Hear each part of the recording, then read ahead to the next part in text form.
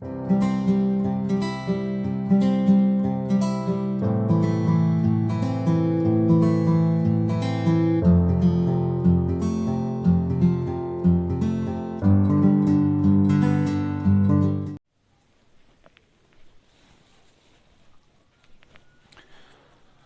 Viewers, welcome to my YouTube channel. तो आपको पता है कि हम कॉम्प्लेक्स एनालिसिस पढ़ रहे हैं और प्रीवियस लेक्चर में हमने डिफरेंशिएबिलिटी ऑफ कॉम्प्लेक्स फंक्शंस पढ़ा था। तो और उस पर कुछ हमने एग्जांपल भी की थी। चलिए आज एक और एग्जांपल करेंगे उसी पर, differentiability of a complex function. तो हमारी एग्जांपल ये रहेगी, show that the function f Z is equal to mod z square is differentiable only at z is equal to 0 and nowhere an else. आपको एक function दी गई है f Z is equal to mod z square. आपको दिखाना है कि जो ये फंक्शन है कि ये डिफरेंशिएबल कहाँ पर है। ये खाली z is equal to 0 means origin पर डिफरेंशिएबल है और ये कहीं पर डिफरेंशिएबल नहीं है। Only at z is equal to 0 nowhere else. We have तो हमें क्या दिया गया, हमें दिया गया mod z f Z is equal to mod z square. तो आपको पता है, अगर आपको याद होगा प्रीवियस लेक्चर, तो मैंने बोला था कि अगर किसी पॉइंट पर आपको डेरिवेटिव देखना है कि एग्जिस्ट कर रहा है, तो हमें देखना है क्या ये लिमिट एग्जिस्ट करेगा कि नहीं एग्जिस्ट करेगा। तो हमें ये लिमिट देखना है, f dash of z is equal to limit delta z approach to 0 z plus delta z minus f of z divide by delta z. तो अगर ये लिमिट एग्जिस्ट करेगा तब हम बोलेंगे कि this function is differentiable at point z. तो हमें कहां दिखाना है, हमें दिखाना है this function is differentiable at only at z is equal to 0। तो हम क्या लेंगे, एफ डैश ऑफ 0, तो क्या आएगा वो limit delta z approaches to 0। और ये मॉड जेड स्क्वायर किसके बराबर होगा, ये जेड जेड बार होता है। Mod z square is equal to z z bar, bar z bar is the conjugate of a complex number z. अब देखो, अब मैं इसको लिख सकता हूं यहां पर 0 plus delta z minus f of 0 divided by delta Z, because जो हमारे पास फंक्शन दी गई है वो कौन सी है, वो है जो हमारे पास पॉइंट दिया गया है वो है जेड इज इक्वल टू 0।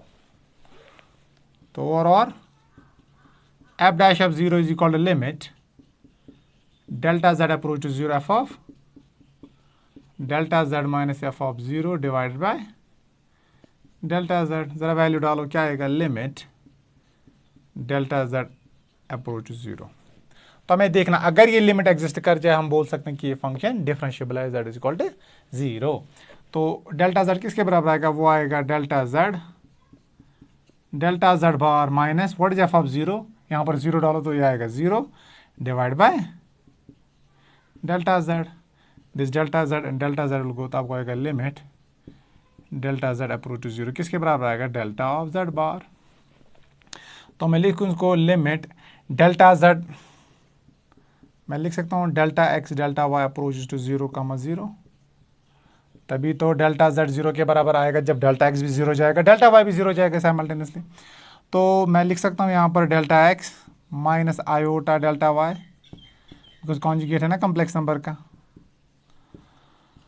अब जरा डेल्टा एक्स किसके बराबर डालना है, 0 के बराबर, डेल्टा वाई किसके बराबर डालना है, 0 के बराबर, तो ऑटोमेटिकली क्या आएगा, 0 minus iota dot 0 that is equal to 0।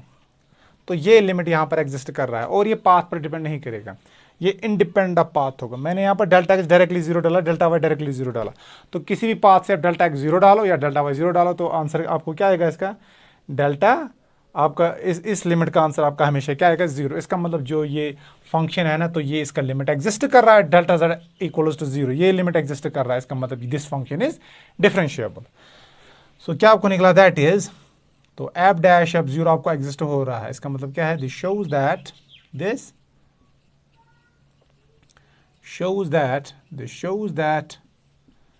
F Z is equal to mod z square is differentiable is, तो it is differentiable at z is equal to 0। अब इसके बाद हमें देखना है कि ये खाली z is equal to 0 पर डिफरेंशिएबल है। नाउ अब हम लेंगे f dash of z, where z is any complex number not equal to 0, तो क्या आएगा, ये आएगा limit delta z approach to 0 f of z plus delta z minus f of z divided by delta z। तो मैं लिखूँ इसको f dash of delta z is equal to limit delta z approach 0। तो क्या मैं इसको लिखूंगा यहाँ पर, देखो f of z is equal to z z बार, यहाँ पर z के बदले क्या है z प्लस डेल्टा z। तो क्या आएगा, ये आएगा z plus delta z multiplied by z plus delta z whole bar. लेकिन I hope it is clear. तो माइनस z z बार और नीचे आपका आएगा डेल्टा ऑफ z। तो और यह आएगा f dash of z, where z यहां पर 0 के बराबर नहीं है। तो limit delta z is equal to 0 क्या आपको आएगा, जरा मल्टीप्लाई करूंगा z। देखो यह है ना यहाँ पर होल z बार, में इसको ऐसे लिख सकता हूं, इसको अलग z बार, इसको अलग z बार। तो जरा आप मल्टीप्लाई करो क्या आएगा, z z बार, फिर z डेल्टा z बार, फिर z bar delta of z, फिर delta z delta z bar और माइनस क्या आएगा z z बार और होल नीचे आपको आएगा delta of z bar and z bar will go. तो मैं आएगा आपको ये limit delta z approach to 0। अब ज़रा देखो मैं इसको लिख सकता हूँ यहाँ पर del z delta z by delta z लिख सकता हूँ ऐसे। ये डेल्टा z इसके साथ अलग और इसके साथ भी अलग। जब इसके साथ में इसको लिखूँ ना z bar delta z divide by delta z वहाँ पर कैंसिल होगा तो बचेगा क्या, सिंपली बचेगा आपका z बार। ठीक है, और जब मैं इसके साथ लूँगा delta z bar divide by delta z बचेगा क्या, सिंपली डेल्टा z बार। तो मैं यहाँ पर लिख सकता हूँ दिस इज डेल्टा z बार। अब देखो ये तो आप जानते हो, ये इसको मैं लिख सकता हूँ यहाँ पर ऐसे z limit delta z approach to 0 delta z bar delta z। अब ये तो फ्री फ्रॉम लिमिट है, यहाँ पर लिमिट काम ही नहीं करेगा z बार। ठीक है, अब ये किसके बराबर है, ये तो डायरेक्टली हम डाल सकते हैं, तो 0 है। अब हम देखेंगे क्या ये लिमिट एग्जिस्ट करेगा, चलिए देखते हैं। दिस इज z लिमिट, चलिए मैं लूँगा इसको डेल्टा x कामा डेल्टा y, कहाँ पर अप्रोच होगा, इट अप्रोच टू 0 कामा 0, यहाँ पर आएगा delta x minus iota delta y divided by delta x plus iota delta y और प्लस z बार।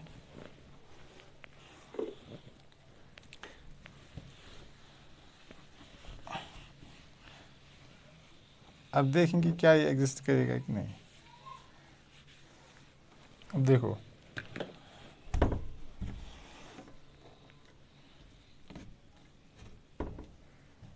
अब देखो यहाँ पर मैं लिख सकता हूँ इसके ऐसे यहाँ पर दिस इज लिमिट, चलिए पहले मैं z यहाँ पर लिख लेता हूँ लिमिट, चलिए यहाँ पर मैं पाथ चूज करूँगा delta y is equal to m delta x। तो क्या आएगा डेल्टा x अप्रोच टू 0, फिर delta x minus iota m delta x नीचे delta x plus iota m delta x, वो तो हम जानते हैं, वो तो z बार है। यहाँ पर आप बोलोगे मैंने यहाँ पर इसको लिमिट क्यों नहीं दी, यहाँ पर actually delta z approach to 0, z bar is free from delta z। एक पॉइंट है, particular point not equal to 0, यहाँ पर delta z।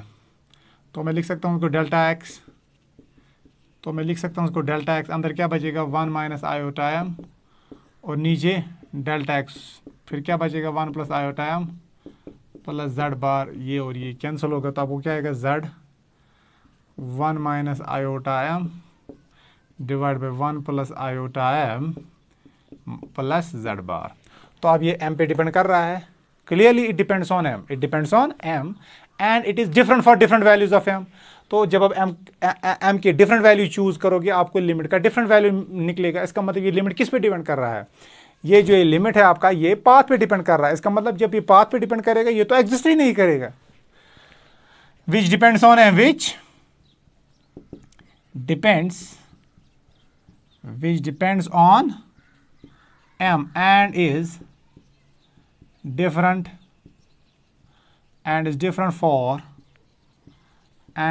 for different values of m and is different for different values of m।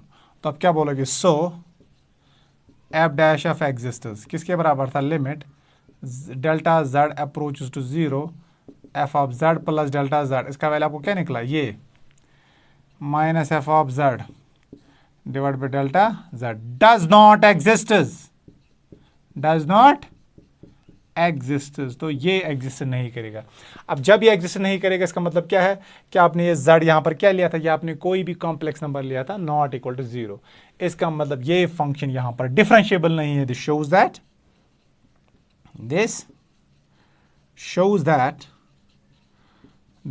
That f of z is equal to mod z square is not differentiable, is not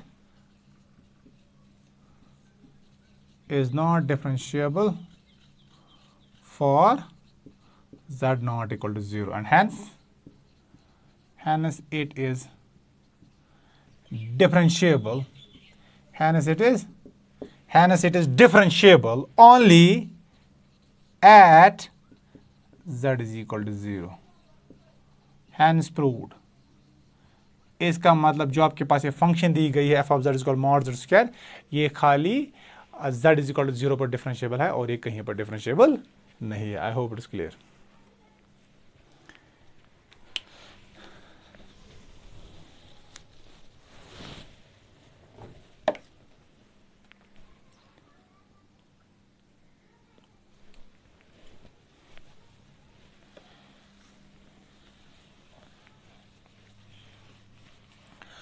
और ज़्यादा से ज़्यादा इस channel को share कीजिए, subscribe कीजिए और press the bell icon for further notifications.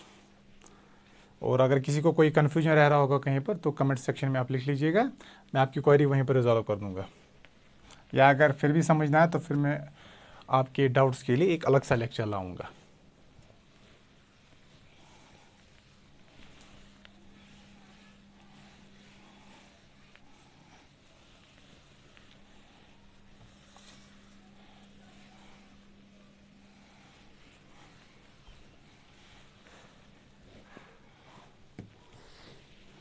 चलिए अब एक और टॉपिक हम पढ़ेंगे, analytic functions. What do you mean by an analytic function? Analytic functions, तो एनालिटिक फंक्शंस हम किसको बोलते हैं? चलिए पहले डायरेक्ट डेफिनेशन पे ही जाएंगे।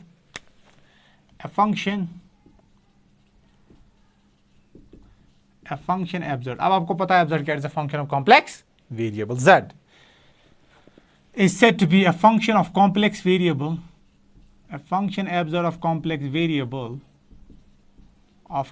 variable z is said to be an analytic function, it is said to be an analytic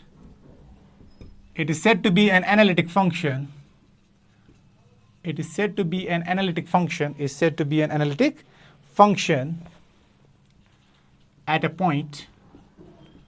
a point z naught. It is said to be analytic function at a point z naught if it is differentiable, if it is differentiable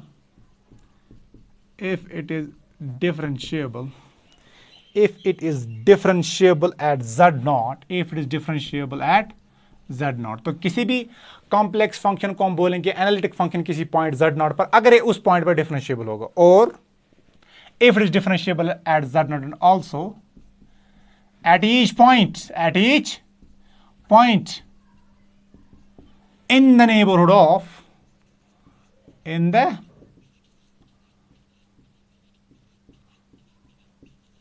if it is differentiable at z naught and also at each point in the neighborhood of z naught।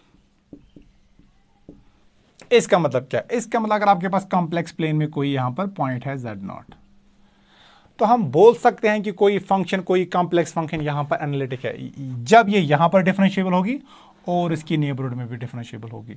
इसकी neighbourhood में अगर आप कोई भी point लोगे ना, इसके आसपास कोई भी पॉइंट लोगे, यहां से कोई भी पॉइंट लोगे यहां से, और ये उन सब पॉइंट्स पे डिफरेंशिएबल होगी, तो एक तो इस पॉइंट z0 पर भी एग्जिस्ट करेगी, और जो इसका नेबरहुड एग्जिस्ट करेगा ना, इसका नेबरहुड, इसके आसपास जो कोई भी पॉइंट्स होंगे z0 के आसपास, उन सब पॉइंट्स पर ये डिफरेंशिएबल होगी।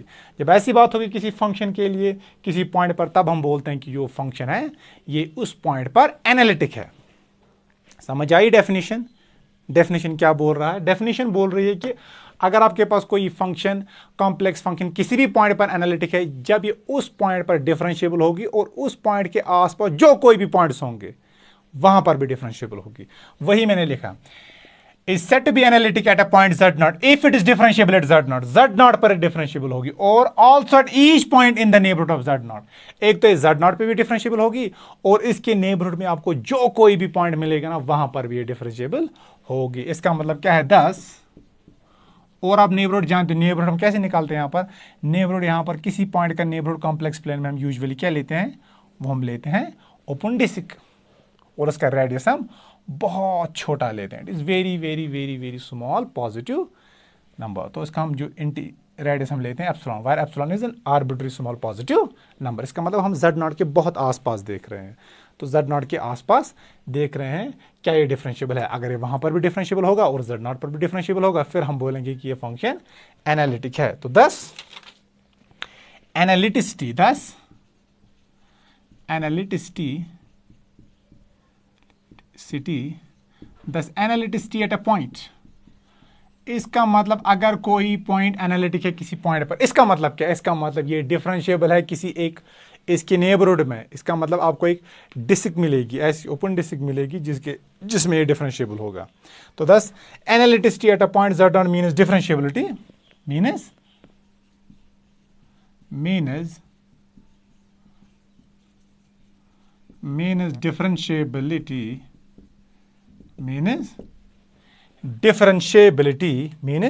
differentiability in some open disk about z0। तो किसी पॉइंट पर अगर कोई फंक्शन एनालिटिक होगी, इसका मतलब उसके इर्द गिर्द आपको एक ओपन डिस्क मिलेगी जहां पर ये डिफरेंशिएबल होगी। और आपको पता है कि ओपन डिस्क क्या है, मैंने पहले लेक्चर्स में आपको पढ़ा है। अब जिसने वो लेक्चर्स नहीं देखा है, कि आपके स्क्रीन पर आपको प्लेलिस्ट मिल रही होगी, वहां से आप चेक कीजिएगा। So thus analyticity at a point means differentiability in some open disk about z0, about z0। I hope it is clear। Analytic functions इनका दूसरा नाम भी है। Analytic functions are also known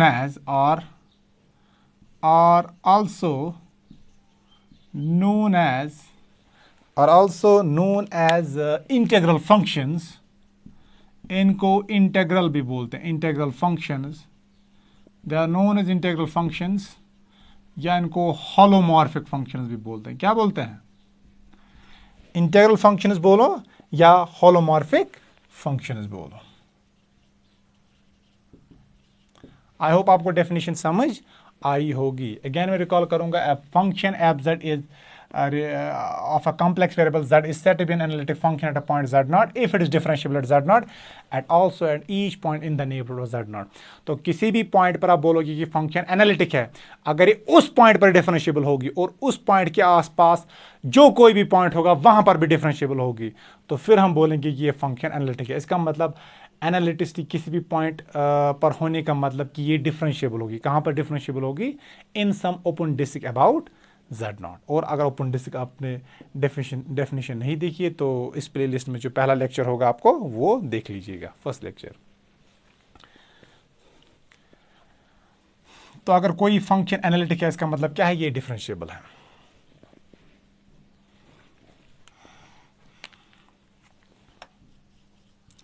तो उसमें मैं डायरेक्टली एक रिमार्क लिखूंगा पहले। तो एनालिटिसिटी क्या इंप्लाई करते हैं? Analyticity implies differentiability। It implies differentiability।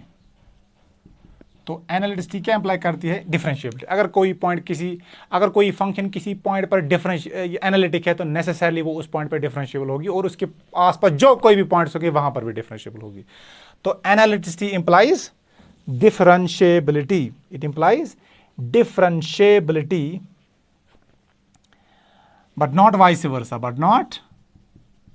Vice versa. तो अगर आपके पास कोई फंक्शन है जो कि किसी पॉइंट पर एनालिटिक है तो नेसेसरली वो वहां पर डिफरेंशिएबल होगी।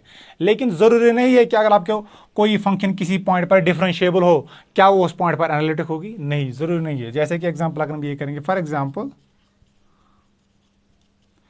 अभी हमने ये फंक्शन किया था f of z is equal to mod of z square. तो जरा ये जो ये फंक्शन है ना, ये z इज इक्वल टू 0 पर क्या है, डिफरेंशिएबल। ये खाली z इज इक्वल टू 0 पर डिफरेंशिएबल होगी।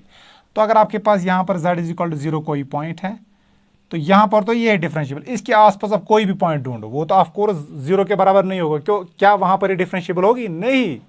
तो ये खाली कहां पर डिफरेंशिएबल है, ये z इज इक्वल टू 0 पर डिफरेंशिएबल। अभी मैंने क्वेश्चन कराया ना, show that the function f z is equal to mod z square is differentiable only at z is equal to 0 and nowhere else. तो जो ये फंक्शन है f of z is equal to mod z square, ये कहां पर differentiable है, z is equal to 0 पर खाली ये डिफरेंशिएबल है। इसके आसपास जो कोई भी पॉइंट हम ढूंढेंगे वो ऑफ कोर्स नॉन जीरो होगा, तो इसका मतलब वहां पर वो डिफरेंशिएबल नहीं होगा। इसका मतलब जब डिफरेंशिएबल नहीं होगा इसका मतलब एनालिटिक नहीं होगा। एनालिटिक डेफिनेशन, एनालिटिस्ट क्या बोलते हैं कि फंक्शन एक पॉइंट पर डिफरेंशिएबल होना चाहिए। तो एक तो ये डिफरेंशिएबल होना चाहिए कहां पर, z नॉट पर डिफरेंशिएबल होना चाहिए, और also at each point in the neighbourhood of z not. तो z नॉट के इर्द गिर्द आपको जो कोई भी पॉइंट मिलेगा उस पर भी ये डिफरेंशिएबल होनी चाहिए। लेकिन जो ये फंक्शन है ये खाली z इज इक्वल टू 0 पर डिफरेंशिएबल है। इसके आसपास आप जो कोई भी पॉइंट ढूंढोगे वहां पर डिफरेंशिएबल नहीं है, इसका मतलब एनालिटिक नहीं है। For example F z is equal mod z square is differentiable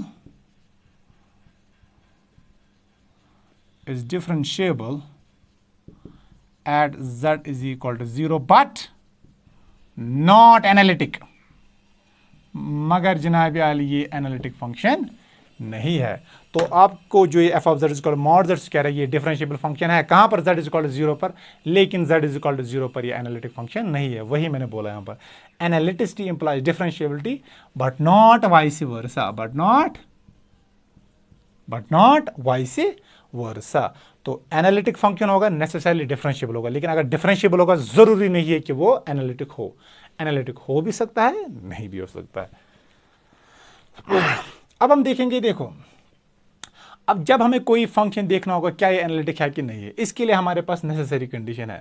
तो हम यूजुअली डेफिनेशन से चेक नहीं करेंगे, हम उन्हीं को यूज करेंगे और इन्हीं को यूज करके हम बोलेंगे क्या कोई फंक्शन एनालिटिक है कि नहीं है। तो उसके लिए हमारे पास है कि एक नेसेसरी कंडीशन जिसको हम बोलते हैं कॉशी-रीमान इक्वेशंस। कॉशी-रीमान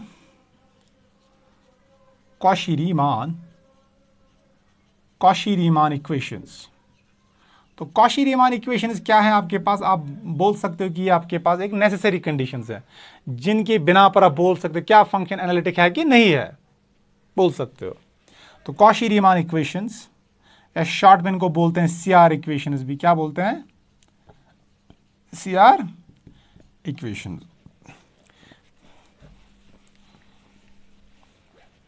तो जो सीआर इक्वेशंस हैं तो ये एक्चुअली क्या है, ये आपको देंगे necessary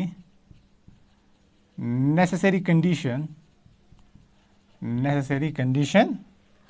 for a function to be analytic. तो ये आपको नेसेसरी कंडीशन देगा कि अगर एक फंक्शन एनालिटिक है ये नेसेसरली एक कंडीशन सेटिस्फाई करना चाहिए। चलिए उस कंडीशन को हम देखेंगे, और ये एक्चुअली एक इक्वेशंस होती हैं और जिनको हम बोलते हैं कॉशी-रीमान इक्वेशंस। तो Cauchy Riemann equations are the necessary conditions for a function to be analytic.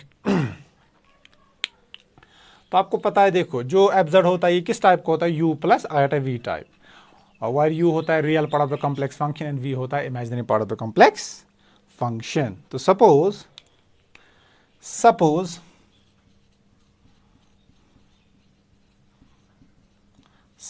fz is equal to, of course ये होगा u of x y plus iota v of x y, where u is understood to be the real part of the complex function and v is understood to be the imaginary part of the complex function। जब भी मैं यहाँ पर इस course में complex analysis के course में u लिखूँ इसका मतलब आप समझ लीजिएगा ये real part of complex function है, और जब भी मैं v लिखूँ इसका मतलब ये imaginary part of a complex number है।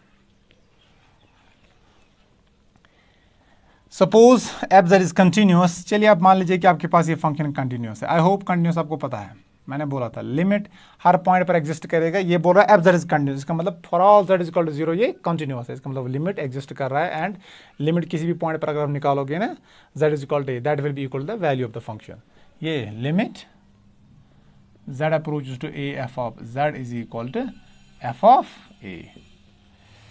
So suppose f z is continuous, suppose f z is continuous in some neighborhood. ये बोल रहा है किसी neighborhood में continuous, in some neighborhood, in some neighborhood. इसका मतलब किसी neighborhood में। अब neighborhood किसका हम देखेंगे, किसी point का। तो suppose f z is continuous in some neighborhood, in some neighborhood of a point, of a point है आपके पास z is equal to x plus iota y। तो ये बोल रहा है जो आपके पास ये पॉइंट है ना z is equal to x plus iota y, इसके नेबरहुड में आपको ये कंटिन्यूअस है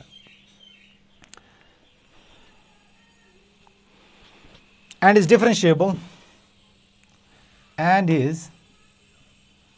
differentiable, बिकॉज अगर आपको कोई फंक्शन एनालिटिक देखने तो नेसेसरली पहले कंटिन्यूस होना चाहिए, पहले डिफरेंशिएबल होना चाहिए। क्योंकि मैंने बोला ना कॉम्प्लेक्स फंक्शन किसी भी पॉइंट पर एनालिटिक है, उस पॉइंट पर डिफरेंशिएबल होगा। जब उस पॉइंट पर डिफरेंशिएबल होगा ऑटोमेटिकली कंटिन्यूस होगा, और ये हर किसी पॉइंट पर जो नेबरहुड होगा वहां पर भी ये डिफरेंशिएबल होगा। इसका मतलब जो हर कोई नेबरहुड होगा ना वहां पर उस z नॉट के आसपास, वहां पर भी ये कंटिन्यूस होगा।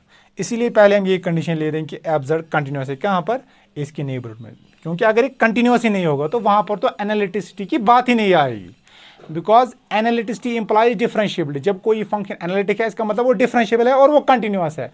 अगर कोई फंक्शन डिफरेंशिएबल ही नहीं है इसका मतलब वो एनालिटिक ही नहीं है। इसका अगर कोई फंक्शन कंटिन्यूस ही नहीं है इसका मतलब not continuous implies non differentiability, not differentiability implies non analyticity. तो इसलिए पहले हम ये कंडीशंस ले रहे हैं। तो suppose F Z is continuous in some neighbourhood of point Z is equal X plus iota Y and is differentiable at Z. और ये बोल रहा है जेड पर क्या है, ये जेड पर है ये differentiable. Then the first partial order derivatives,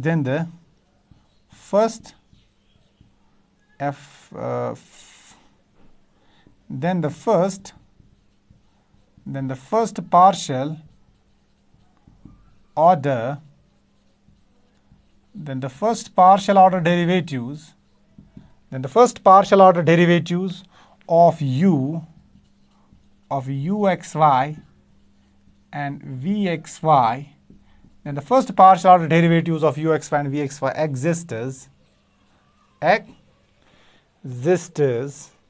and satisfy the equation and satisfy the equation.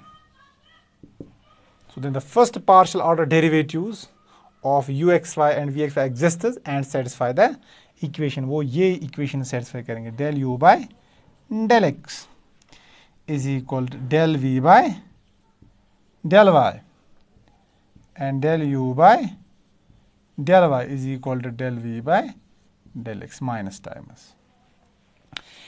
Partial derivative of u with respect to x is equal to the partial derivative of v with respect to y. Partial derivative of u with respect to y is equal to minus times the partial derivative of v with respect to x. इन्हीं को हम बोलते हैं Cauchy Riemann equations. तो अगर कोई function continuous है और डिफरेंशिएबल है किसी पॉइंट पर, तो ये इक्वेशन ये नेसेसरली सेटिस्फाई करता है। एक तो पॉइंट पर कंटिन्यूअस होना चाहिए और दूसरा उस पॉइंट पर डिफरेंशिएबल होना चाहिए। ये दो कंडीशंस अगर आ गई तो नेसेसरली वो कॉम्प्लेक्स फंक्शन इसको भी सेटिस्फाई करेगा। अगर कोई फंक्शन इस को सेटिस्फाई कर ही नहीं रहा है इसका मतलब क्या है, यहाँ पर प्रॉब्लम हो, या तो वो डिफरेंशिएबल नहीं होगा या तो वो कंटिन्यूअस नहीं होगा, तो इसका मतलब वो वहाँ पर एनालिटिक नहीं होगा। तो चलिए इसका हम प्रूफ करेंगे।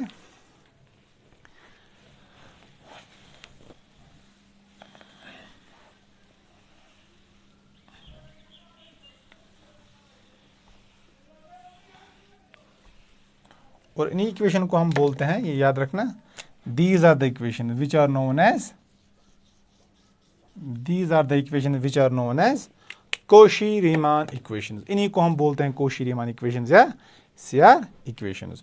सो the first order partial derivatives of u and v exist and satisfy the equation at point, किस पॉइंट पर, जिस पॉइंट पर हम बात करें z is equal x plus iota y। तो let's come to the proof. अब देखो इसका प्रूफ क्या है। सिंस हमें क्या दिया गया है, हमें दिया गया है कि जो एफ जेड है it is differentiable at Z, since F Z is differentiable is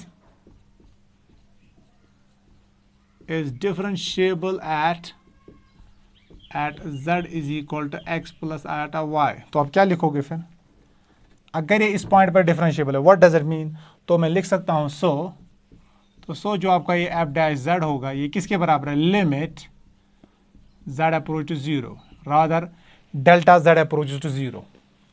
तो मैं लिखूंगा इसको z plus delta z minus f of z divided by delta z। ये एग्जिस्ट करेगा क्योंकि वहीं से आपको दिया गया है कि एफ z डिफरेंशिएबल है कहां पर, z पर। तो इसका मतलब ये आपको एग्जिस्ट करेगा। So this exists, so this exists, so this exists. तो और अब देखो आपको जो ये, मैं इसको लिख सकता हूं ऐसे, limit delta x comma delta y approaches to zero comma zero. ठीक है, अब यहां पर मैं इसको ऐसे लिख सकता हूं, व्हाट इज एफ जेड। अब देखो, अब यहां पर देखो जेड आपके पास था, यहां पर देखो जेड प्लस डेल्टा जेड, इसका मतलब आप स्मॉल चेंज ला रहे हो किस पॉइंट पर, जेड पर। Z plus delta Z mean small change of delta Z. अब जब आप जो एफ जेड किसके बराबर है, एफ जेड आपको है यू एक्स प्लस वी। अब जब यहां पर जेड प्लस डेल्टा जेड लाओगे तो डेल्टा जेड को हम कैसे चेंज ला सकते हैं, जब यहां पर हम एक्स प्लस डेल्टा एक्स करेंगे, यहां पर वाई प्लस डेल्टा वाई करेंगे। बिकॉज अगर एक्स चेंज करेंगे वाई चेंज करेंगे ऑटोमेटिकली यहां पर जेड चेंज होगा। तो corresponding to the small change of delta z there will be a small change in delta x and delta y. तो मैं यहां पर लिख सकता हूं u of x plus delta x comma y plus delta y। I hope it is clear. I hope it is clear. Plus iota times v x plus delta x y plus delta y, ये आपका आ गया ये, फिर minus f of z, f of z है u of x comma y plus iota, चलिए minus से multiple करूंगा तो बनेगा minus iota v of x y, और नीचे आपको है ये delta x plus iota delta y. Call it first. अब जरा देखो जो आपके पास ये एफ डैश ऑफ जेड है, क्या ये एग्जिस्ट कर रहा है, ऑफ कोर्स एग्जिस्ट कर रहा है। क्यों, क्योंकि वहीं से बोला गया है कि फंक्शन डिफरेंशिएबल है। अगर ये एग्जिस्ट कर रहा है इसका मतलब ये लिमिट क्या है, it is independent of the direction, it is independent of the path। तो ये पाथ पर डिपेंड नहीं करेगा। इसका मतलब अगर आप इस लिमिट को किसी भी पाथ से कंप्यूट करोगे, किसी भी पाथ से इवॉल्वेट करोगे, वैल्यू आपको हमेशा एक ही आएगा। क्यों एक ही आएगा, क्योंकि आपको बोला गया है f Z is differentiable at Z. तो आपको वहीं से बोला गया है कि जो ये फंक्शन ये जेड पर डिफरेंशिएबल है। इसका मतलब जो ये F dash of Z exist करेगा, कब एग्जिस्ट करेगा, जब ये लिमिट एग्जिस्ट करेगा। ये लिमिट कब एग्जिस्ट करेगा, जब ये पाथ पर डिपेंड नहीं करेगा। इसका मतलब अगर आप delta z is equal to zero करोगे किसी भी पाथ के जरिए से, वैल्यू आपको एक ही मिलेगा। ठीक है, तो क्या लिखूं मैं, since the limit exists, since the limit exist. क्यों, क्योंकि वहीं से बोला गया है कि फंक्शन डिफरेंशिएबल है। It must have the same, it must be independent, it must be independent of the path along which delta z tends to 0, that is delta x delta y tends to 0, 0। तो ये limit exist कर रहा है, इसका मतलब ये independent होगा of the path along which delta x approaches to 0। चलिए हम यहां पर दो पाथ्स लेंगे। Let us consider let us consider the following two paths. क्योंकि ये वहीं से आपको बोल रहा है कि लिमिट एग्जिस्ट कर रहा है, इसका मतलब ये पाथ पर डिपेंड नहीं करेगा। आप जिस पाथ के जरिए से भी डेल्टा जेड को टेंड करवाओगे ना टुवर्ड जीरो, वैल्यू हमेशा सेम ही आएगा। चलिए हमें यहां पर दो वैल्यूज, दो पाथ्स चूज करूंगा। तो now let's consider the two paths. चलिए मैं ये पाथ पहले कंसिडर करूंगा। मुझे देखो, अब देखो मुझे एक्चुअली डेल्टा जेड टेंड करवाना है टुवर्ड्स जीरो। तो डेल्टा जेड कब टेंड होगा जीरो? जब डेल्टा एक्स टेंड होगा जीरो, डेल्टा वाई टेंड होगा जीरो। चलिए मेरे पास यहां पर पॉइंट है ये एक्स कामा वाई। चलो उसको मैं थोड़ा नीचे बनाऊंगा। चलिए मेरे पास ये पॉइंट है एक्स कामा वाई, और कॉरस्पॉन्डिंग पॉइंट आपको यहां पर मिल रहा है somewhere here, that is x plus delta x, this is y plus delta y. अब मुझे यहां से यहां तक पहुंचना है। यहां से यहां तक पहुंचने का मतलब क्या है? Delta x tends to zero, delta y tends to zero. चलिए मैं इस पाथ से पहले अप्रोच होऊंगा। ये मैं पाथ चूज करूंगा। पहले मैं ये पहले मैं यहां से अप्रोच करूंगा। ये कौन सी पाथ है? Delta y. यहां से यहां तक डिस्टेंस, फिर मैं यहां से आऊंगा डेल्टा एक्स। तो पहले मैं इस पाथ से आऊंगा, डेल्टा एक्स को मैं चेंज नहीं करूंगा। यहाँ से मैं डेल्टा वाई को पहले टेंड कराऊंगा टुवर्ड्स जीरो, फिर मैं यहाँ से डेल्टा एक्स को टेंड करूंगा टुवर्ड्स जीरो। इसका मतलब पहले मैं डेल्टा वाई टेंड करूंगा tends to zero, then delta x tends to zero. अब मैं ये पाथ डिफरेंट में इसीलिए चूज कर सकता हूँ क्योंकि मुझे बोला गया है वहीं से कि एफ जेड आपके पास डिफरेंशिएबल है। इसका मतलब ये पाथ पर डिपेंड नहीं करेगा। तो हम ये पाथ चूज करेंगे। तो late delta y tends to 0 first and then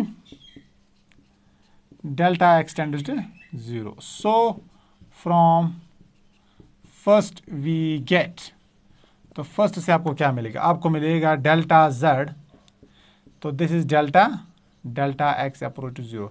तो पहले डेल्टा y डाला यहां पर 0, क्या आपको आएगा? This is u of x plus delta x, फिर plus iota v x plus delta x y, delta y is equal to 0, फिर minus u of x y minus iota v of x y, और नीचे आपको आएगा this is delta x, कोई delta y मैंने डाला 0। तो आपको जो है एफ डैश ऑफ जेड आएगा किसके बराबर आएगा? This is delta x approach to 0। मैं इसको लिख सकता हूं u of x plus delta x, sorry यहां पर y भी था,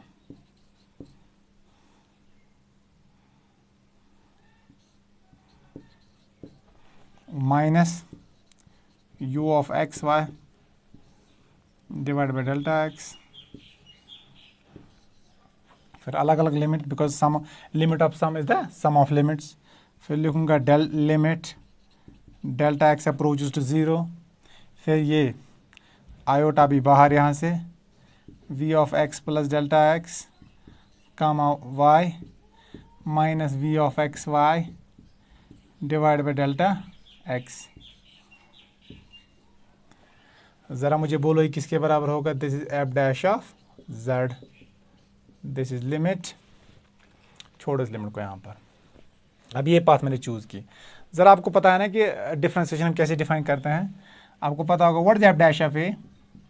this is limit h approaches to 0 f of a plus h minus f of a divide by h।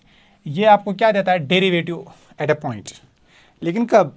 In case of a function of single variable, जहां पर function आपके पास एक ही वेरिएबल की फंक्शन है, x की या y की। लेकिन यहाँ पर जो u आपके पास है ना, u आपके पास किसकी फंक्शन है? ये x की भी फंक्शन है, y की भी फंक्शन है। लेकिन अगर आप इस पे गौर से नजर डालोगे ना, यहाँ पर इस पॉइंट, इस पर नजर डालोगे, इस पर जरा देखो, आप लिमिट यहाँ पर कंप्यूट कर रहे हो, ठीक है? एग्जैक्टली इसी किस्म का लिमिट है। और आप चेंज किस पे ला रहे हो? आप डेल्टा एक्स को चेंज ला रहे हो, वाई को फिक्स रख रहे हो। इसका मतलब ये भी तो डेरिवेटिव आएगा, ये भी क्या आएगा? ये भी डेरिवेटिव आएगा फंक्शन का। किस फंक्शन का? यू फंक्शन का। लेकिन आप इसमें क्या चेंज कर रहे हो? आप एक्स को चेंज कर रहे हो लेकिन वाई को फिक्स रख रहे हो। तो फिर ये कौन सा डेरिवेटिव होगा? ये होगा पार्शियल डेरिवेटिव। तो this will be delta u by delta x. Plus iota, again यहां पर आप डेरिवेटिव का कर रहे हो with respect to x, because आप एक्स को चेंज ला रहे हो और वाई को फिक्स रख रहे हो, तो उस वक्त जो हम डेरिवेटिव देखते हैं उसको हम बोलते हैं पार्शियल डेरिवेटिव। यहां पर भी हम ऐसे ही करते हैं, f dash of z equal limit a plus h, a को हम चेंज कर रहे हैं। इसका मतलब ये अगर हम ऐसे लिखोगे ना, ऐसे भी हम किसको चेंज कर रहे हैं, एक्स को चेंज कर रहे हैं। इसका मतलब ये डेरिवेटिव आपको देगा with respect to x at a point x. अब ये भी आपको क्या देगा, डेरिवेटिव। अगर आप यहां पर ए भी लिखोगे ना तब भी कोई फर्क नहीं आएगा, ये आपको देगा derivative with respect to x at a point a. तो मैं इसको लिख सकता हूं, यहां पर आप किसको चेंज कर रहे हो, आप एक्स को चेंज ला रहे हो, तो इसका मतलब आप डेरिवेटिव कर रहे हो इस फंक्शन v का विद रिस्पेक्ट टू एक्स। लेकिन v क्या है, it is a function of x and y, जो विद रिस्पेक्ट टू एक्स आप डेरिवेटिव करोगे और y को आप कांस्टेंट मान के यहां पर चल रहे हो, इसका मतलब ये होगा पार्शियल डेरिवेटिव। तो मैं इसको लिख सकता हूं, this is del v upon del x. I hope it's clear. तो चलिए इसका नाम मैं रखूंगा सेकंड।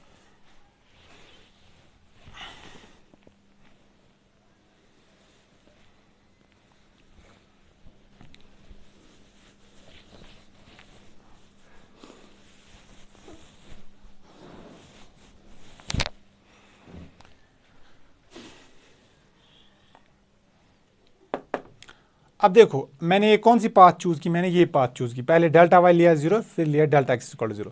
चलिए मैं अब दूसरी पाथ चूज करूंगा। अब इस फर्स्ट को याद रखना।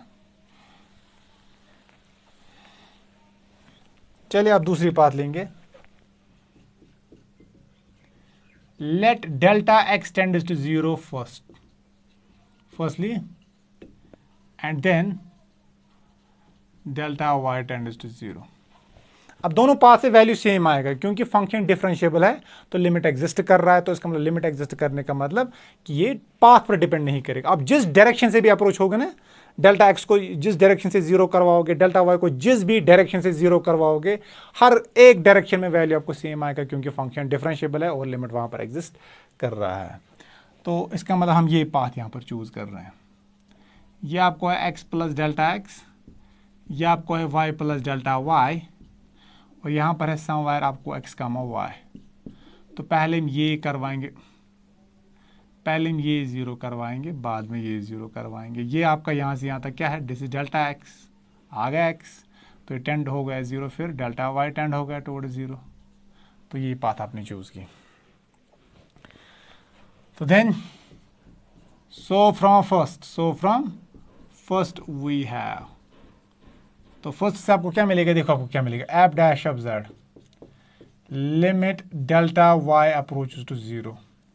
यहां पर था ना u of x plus delta x, आपको मिलेगी खाली u of x y plus delta y, फिर प्लस आयूटा, ऐसे v x की जगह x प्लस फिर y की जगह y प्लस डेल्टा वाई, फिर minus u of x y plus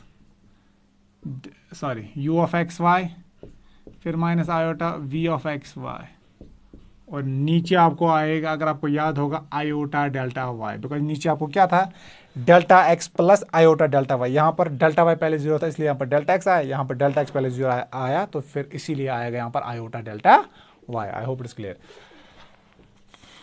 तो इसको मैं ऐसे लिख सकता हूँ, limit delta y approach to 0, तो मैं लिखूँ इसको u of x comma y plus delta y minus u of x y, और यहाँ पर आयोटा डेल्टा y। तो आयोटा को मैं बाहर निकाल सकता हूँ, फिर आयोटा यहाँ से बाहर निकालो,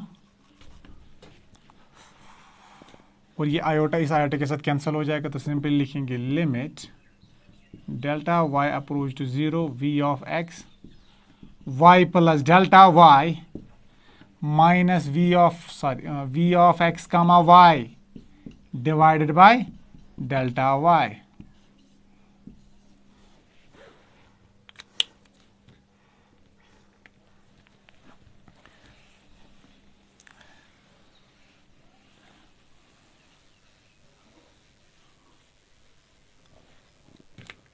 अब ये किसके बराबर है, तो ज़रा अगर आप देखोगे ये किसके बराबर है, ये आपको आएगा, this is 1 by iota limit, तो देखो यहाँ पर आप अगर आप देखोगे ना, यहाँ पर आप y को चेंज कर रहे हो और x को फिक्स रख रहे हो, इसका मतलब it's a partial derivative of u with respect to y। तो मैं इसके लूँगा del u by del y, फिर प्लस डेल, यहाँ पर आप again partial derivative of v with respect to y, because आप x को फिक्स रख रहे हो, y को चेंज कर रहे हो। तो इसको मैं फर्दर ऐसे लिख सकता हूँ, ये 1 बाय आयोटा है तो ऊपर अगर आयोटा चढ़ेगा तो क्या आएगा, minus del u by del y plus del v by del y। तो मैं कैसे लिख सकता हूँ, del v by del y minus iota del u by del y। I hope आपको समझ आया होगा कि माइनस कैसे आया। यहाँ पर आप ऊपर भी मल्टीप्लाई करो आयोटा से, नीचे भी मल्टीप्लाई करो आयोटा से। ऊपर जब मल्टीप्लाई करोगे आयोटा से यह बन जाएगा आयोटा, नीचे बनेगा आयोटा स्क्वायर, आयोटा स्क्वायर -1, तो इसलिए यहाँ पर -1 आएगा। तो कॉल इट सेकंड। जरा कंबाइन करो फर्स्ट एंड सेकंड। यहाँ ये बोल रहा है f dash of z is equal to, ये फर्स्ट है, यहाँ पर थर्ड लिखो है। अब देखो ये सेकंड आपको बोल रहा है एफ डैश ऑफ जेड इसके बराबर है, थर्ड बोल रहा है एफ डैश ऑफ जेड इसके बराबर है, और ये दोनों वैल्यू सेम ही होंगी, क्योंकि आप ये नहीं बोल सकते ये डिफरेंट वैल्यू होगा, ये डिफरेंट वैल्यू होगा, क्योंकि एफ डैश ऑफ जेड आपके पास दिया गया है डिफरेंशिएबल है। इसका मतलब यहाँ पर जो लिमिट एग्जिस्ट करेगा ना वो यूनिक होगा और वो पाथ पर डिपेंड नहीं करेगा। तो दोनों सूरत में ये एक ही वैल्यू आएगा, इसका मतलब ये भी फिर बराबर होंगे। तो कंबाइनिंग सेकंड एंड थर्ड वही गेट, जब इनको हम कंबाइन करें हमें क्या मिलेगा, देखो आपको क्या मिलेगा। तो आपको मिलेगा del u by del x plus iota del v by del x is equal to del v by del y and minus iota del u by del y।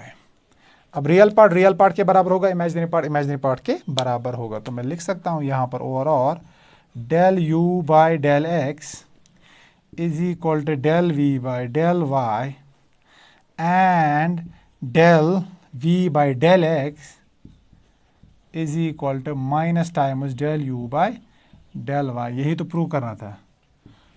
del u by del x is equal to del v by del y and del u by del y is equal to minus del v by del x।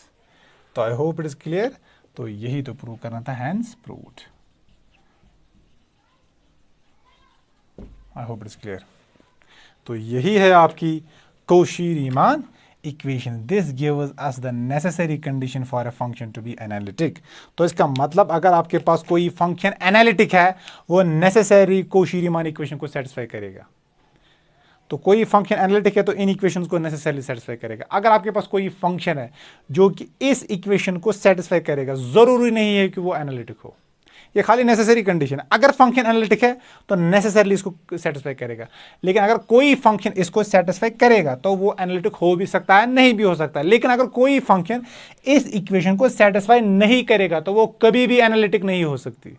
तो अगर function analytic है, it satisfies the Cauchy Riemann equation. If it does not satisfy the Cauchy Riemann equation then the function can not be analytic. But if it satisfies the Cauchy Riemann equation, कोई आपके पास function दी गई होगी और बोला जाएगा कि ये कौशी-रीमान इक्वेशन को सेटिस्फाई कर रहा है, क्या ये एनालिटिक है, आप बोलोगे मे और मे नॉट बी। लेकिन अगर एनालिटिक फंक्शन सेटिस्फाई नहीं करेगा, तो अगर कौशी-रीमान इक्वेशन को सेटिस्फाई नहीं करेगा, आप बोलोगे कि फंक्शन एनालिटिक नहीं है। आई होप इट इज क्लियर। चलो आई विल स्टॉप फिर, आज थोड़ा लंबा लेक्चर हो गया, तो चलिए आई विल स्टॉप फिर। और इस चैनल को आप ज़्यादा से ज़्यादा शेयर कीजिए, सब्सक्राइब कीजिए और लाइक कीजिए और कमेंट भी साथ साथ कीजिए। Bye bye, thank you.